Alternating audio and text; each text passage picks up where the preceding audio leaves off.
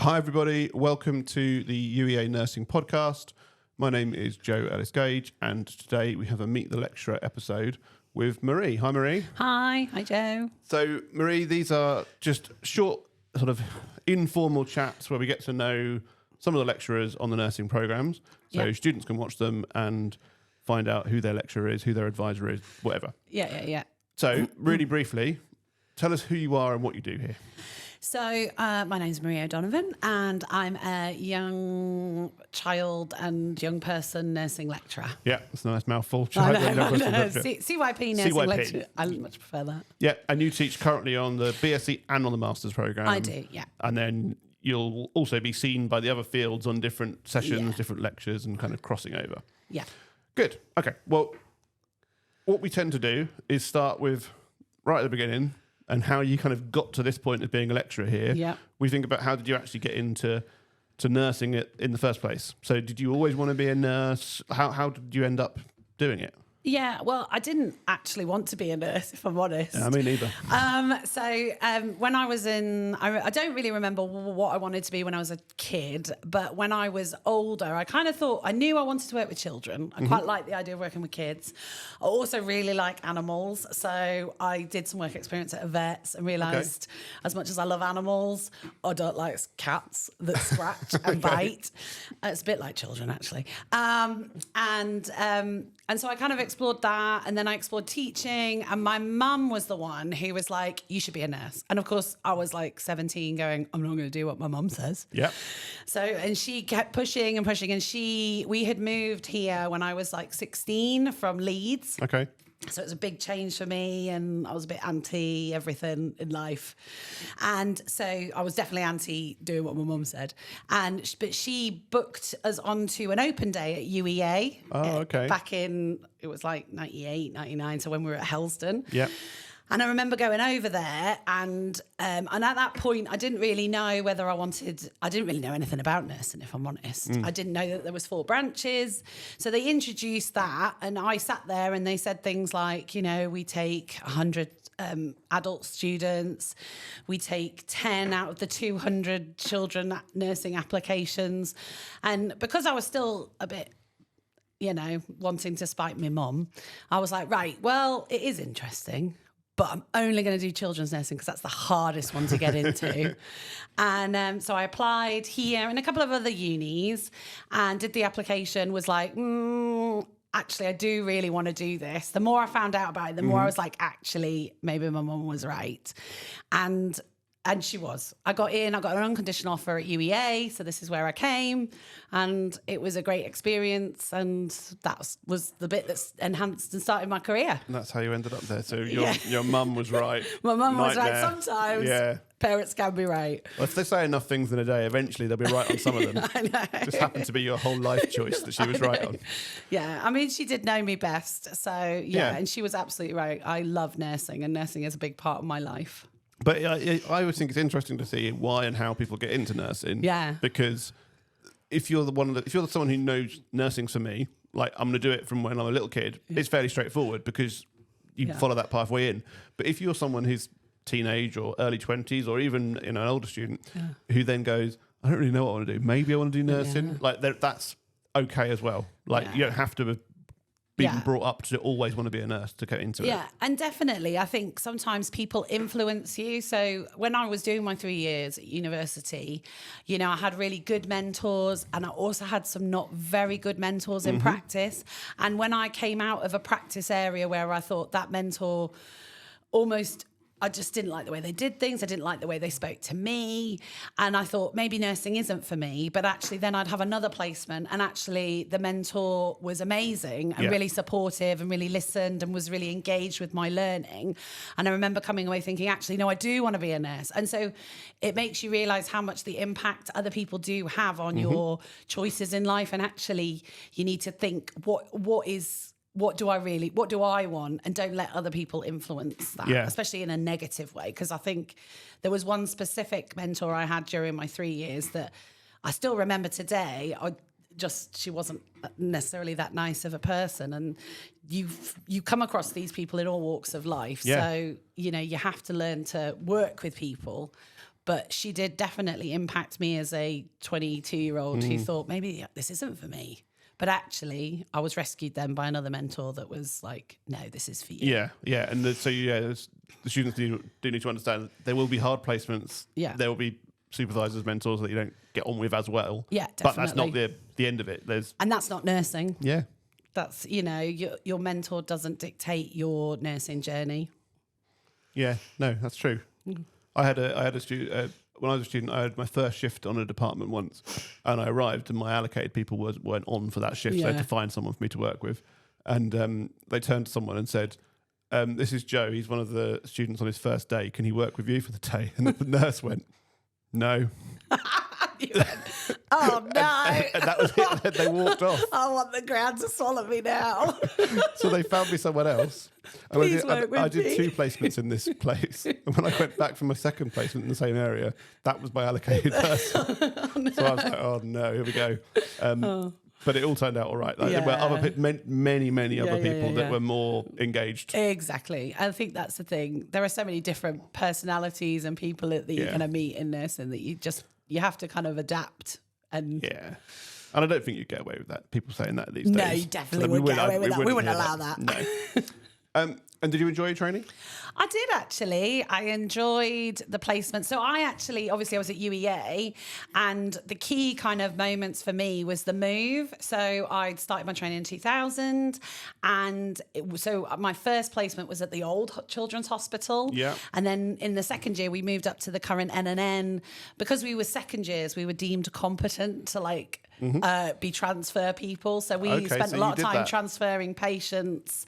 We were on the transfer, obviously the less critical patients, but yeah, I was one of the transfer student nurses, so I would go with some of the non-critical So you ones. literally brought over some of the first patients to the hospital when it was open. A great experience. It's interesting. It was really cool. Yeah, because I was a couple of years behind you. Yeah. And that had all happened by the time I got there, and it was all sort of settled in for a few years. Yeah. Oh, that's really interesting. Yeah, there was a lot of teething problems back then, like, corridors not being wide enough for certain kit that they hadn't recognised. And I do believe, and this might not be true, but in my memory, I remember somebody saying that the ambulance bay was too low for the ambulances to get underneath, really? so they had to rebuild it. Interesting. Some minor teething issues. There's some minor teething problems, but that comes with any hospital build, I think. Yeah, and then they're always changing over the years anyway. Yeah, exactly. Yeah. Okay, cool. So you came into nursing because your mum told you and you reluctantly realised she was right. Came to UEA because it was your local one and you got an offer there. Yeah. And it seemed sensible at the time, and quite enjoyed your training. Yep. What did you do next as a newly qualified nurse? Actually, 2 questions. Oh. Not what did you do next yet. Did you know what you wanted to do throughout those 3 years? So sometimes we get students in the first year, second year, or at the end of the third year, and they still say, I don't know what I want to do. Yeah. Did you know where you wanted to go? So I knew I wanted to go to Bristol. So I went to Bristol Children's Hospital because it was one of the first purpose-built buildings. So it was a brand new building built for children specifically. And it was the first one in the country. It was built in 2001. So I'd already heard a lot about it, kind of really liked the idea. I had some friends in Bristol. So thought, let's go on an adventure. I hadn't moved away for uni. I had lived away from home during uni, but hadn't locally moved away. Yeah. And I was really ready for that then. And so I was really interested in Bristol. And actually, that's more what gauged me. It wasn't necessarily what area of nursing. It was more about that I wanted to experience like a tertiary hospital specialist. Yeah. Because we'd been very general here. So I did an elective placement at Bristol on the medical ward. And what I found, which was very interesting, and I think it goes a lot for our training, was they were really impressed with how I coped on their medical unit with taking, because it was at the end of our third year. We had like this 3-week elective. And I remember the staff nurses that I'd been allocated to work with were really impressed with, because I'd spent a lot of time working on Buxton Ward as it was. And I think I did 3 placements there. I did one on the Children's Assessment Unit, a short one on ED. So, and they were just really impressed with the skills that we already had compared to their local nurses. So that I thought was quite, it was quite a good thing. It made me realise, actually, I have had a good training. And so I did that, but there was no jobs at the NNN at that time, but there did come up some jobs, which is a common situation here. So don't panic. There usually is jobs. But the only job going in Bristol was on the bone marrow transplant unit. And I'm going to show you how naive I was. I had no clue what that was. Yeah. It was the only job that was going. So you went for it. So I went for it. I had an idea that I really wanted. They had an adolescent ward, which was a general ward that was all just adolescents. And I had an idea that maybe that's where I wanted to work, but there was no jobs. But I thought once I'm in the door, I can move around. But actually, when I got the job at BMT and when I started there, I joined the team. I didn't want to move. I loved the team there. They were so supportive. It was an amazing learning environment. Yeah. And I stayed within, obviously, haematology, oncology, kind of for the rest of my career. So all completely accidental because it was the only place that had a job. And we hadn't even touched oncology patients in my training. So, because they all went to Cambridge and I hadn't had a placement on the day ward where they do some chemo. So I hadn't actually touched any oncology patients. But that's kind of reassuring, I suppose, in a way, because often you, as a student, you kind of want to go, I really want to go to theatres because I want to work in theatres. I really want to go here. Yeah. And not everyone can experience everything by any means in 3 years. So it's okay to go somewhere new. When you're qualified, you go do something else. Absolutely. And people said to me, oh, don't go to bone marrow transplant. That's so specialised. And actually, it was the best decision I made because I'd had a very general training. Yeah. So I think some of the universities do offer more specialist training because they are biospecialist hospital. But actually, when you train generally like we do here, I actually think that makes you very much a jack of a lot of trades. Yeah. And therefore, those skills are really transferable into speciality fields. Yeah. And the idea is that we're at the end of your 3 years, you haven't finished learning. No, definitely you've got not. plenty more to learn. And everybody should be in a position where they're off to go just do their first job wherever it may be, as opposed to getting 200 people or 40 people from the CYP course all ready for a specific area. Yeah, that's definitely not. It doesn't work that way. It shouldn't work that way because I think actually it's better if you do learn so much within that first year and a half. Yeah. So you started work there. You said you kind of alluded to the fact you stayed there for a long time. Yeah. What did you kind of end up doing? How did you end up getting to your senior role?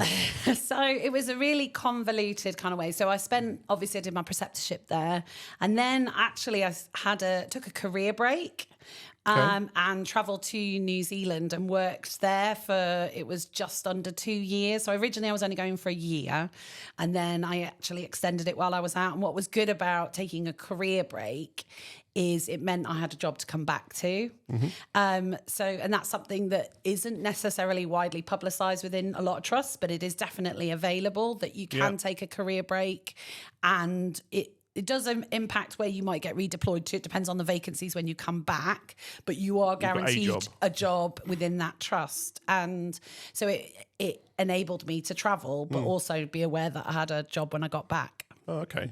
So I did that first. And so you didn't do nursing in New Zealand? No, I did. I did do nursing in New Zealand. Yeah, I did. So I went through a nursing agency. Obviously, you have to register with New Zealand's nursing council. It's very similar to our council. Yeah. And then the agency lined me up with some job interviews in different cities. I kind of knew I wanted to be either in Wellington or Christchurch. And so Christchurch had a BMT unit because obviously I've been working in BMT and they were keen to have me, but it was mostly adult patients rather than children. They all went to Starship, which was the children's tertiary hospital in Auckland. Oh, okay. But I didn't want to be in Auckland. It was too far north. Yeah. I wanted to be somewhere where I could travel a bit from. So they had what they called a children's hospital in Wellington, which is actually basically 2 wards. Mm-hmm. It had a 0 to 6-year-old ward where they also did any infectious problems, which was 0 to 6. Never been a big baby person, so didn't fancy that. But they did oncology and the 6 to 16-year-olds on the top floor. And so I applied there and it was a general ward again. Obviously I had all the experience from Buxton, but then I'd just done 18 months 2 years at BMT. So, I got that job. And actually, Wellington was a definite better place because I was in the centre. I was the bottom of the North Island, but I could travel very easily to the South Island. So I travelled around while I was there and holidayed. Just had a lovely time. And had a great time. Now, it was very different nursing.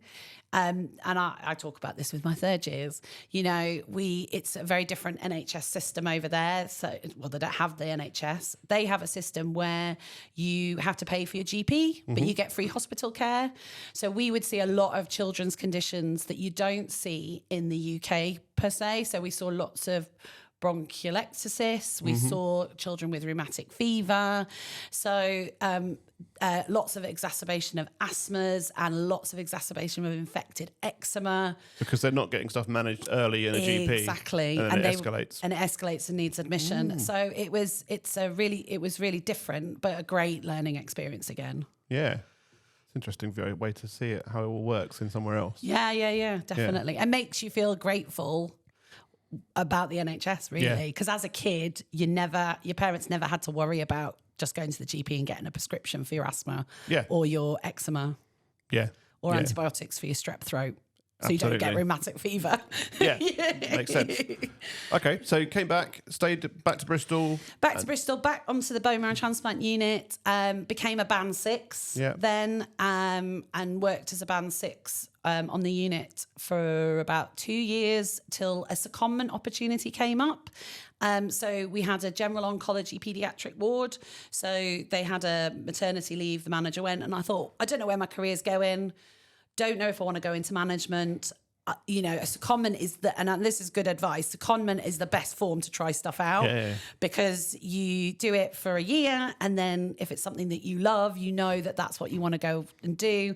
But if it's not necessarily for you, you've got an out at the end. And this was exactly what that was for me. I loved the job, but had some crazy experiences as a ward manager. Okay. In the first 2 weeks, we had to shut the unit because we had an outbreak of fungal infections that came from windows being open in the summer and ripped off church building roofs and things and patients ending up in intensive care. So that was within the first kind of 3 weeks of me starting as a manager. So I learned a lot about hospital ventilation systems. Yeah, well, everyone's got their specialist subject. It's essential as a ward manager. Yeah. So I learned a lot really quickly, but I also learned management wasn't for me, but I loved being a clinical lead. I loved being seen as somebody who had good clinical knowledge.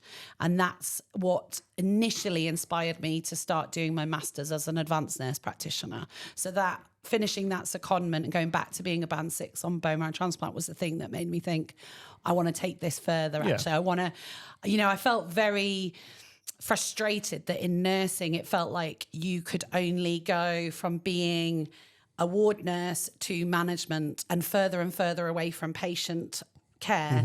Whereas actually what I wanted to do was go become more senior, but actually remain close with patients because that's what I loved. And so therefore there was no route for advanced nurse practitioners within oncology, but I wanted to seek that because I knew you could see the world of the NHS is changing in regards to what nurses could do. And that was back in 2010, 11 was when I started. Yeah. So even though I was told at that time by my manager, will never be advanced nurse practitioners in paediatric oncology, so we won't pay. We will support you with study leave at set times and you can plan your rota around your education, but otherwise we can't support it. Lovely. I love it when people tell me I can never do something. Me too. I'm like... That's like, okay, let's see. Let's see about that. And actually, she actually had to come back and say she ate her words because she was still my manager when I eventually did actually become the first advanced nurse practitioner in oncology, haematology and BMT. There we go. So she kind of had to eat her words. But that did take 5 years. From that 2010... to 2015. So it was a long haul. And during that time, I did have a career change. I then became the leukemia nurse specialist for the southwest of England within that time as well, so I was doing my master's and taking on a nurse specialist role at that time, which was tricky, had its moments. But sounds quite interesting, but busy. Yeah, I was crazily busy. Yeah. So then you kind of talked about how you've kind of by accident found your area, then kind of gone up and gone, right, there's no job there, but I'm going to kind of create it almost by doing the training, get to that point. To get really senior in a really specialist role. Yeah. And then now you're over here working at the university. So how did that work? So I've always loved teaching, even back from when I was a student. I remember very clearly being on my school nursing placement, and everyone before me had gone, oh, it's a bit of a DOS placement, you don't do a lot. But I was quite proactive, and I had a really good mentor who encouraged me to get involved as much as I can. And we very quickly decided that I was going to do a teaching session with some year 11s on sexually transmitted diseases. And so I put the lesson plan together and got loads of leaflets and stuff and information, and did a 2-hour session with these year 11 students, and absolutely loved it. And so I already knew that teaching was something I loved. And actually when I went into my job, all the way through, I took on little teaching packages. So with we had some nursing assistants who were brand new. So I took on their education. Like 2 of them had come from working in a bank. Yeah. So I had no healthcare experience. So as a band 6, I took on the role of the education of the nursing assistants. And then when I became a nurse specialist, I took on a lot of teaching, which you don't necessarily think about, but actually nurse specialists spend a lot of their time educating families, educating staff, and just being involved in the education of what they're specialised in. So I was involved with our local university at Bristol, doing the oncology programme there. So I did a lot of teaching and knew that was an area that I loved. And as much as I loved my job as a nurse practitioner, I was getting to a space in my personal life where it was becoming too hard, and there was a lot of pressure on me. And I just felt like actually I needed a work-life balance more for my own personal reasons. And that's where I thought maybe now's the time to start pursuing being a lecturer. I had always planned that this would be my plan, but I kind of had a vision that I would be in my 50s. Yeah, so you haven't quite got there. You thought, I'll go now. All right, I'm ready now, actually. And it's actually been the best choice for me, my family, and my career, I think, definitely. Yeah, so you've been here now sort of like a year and a half. Year and a half, like yeah. All settled in, loads of work. The work-life balance is hopefully still there to a point. Yeah, it is. And it's a different kind of busy. So it's not busy, but it's more busy in the sense that I have more control over it. I think in the NHS, and especially as a nurse practitioner, I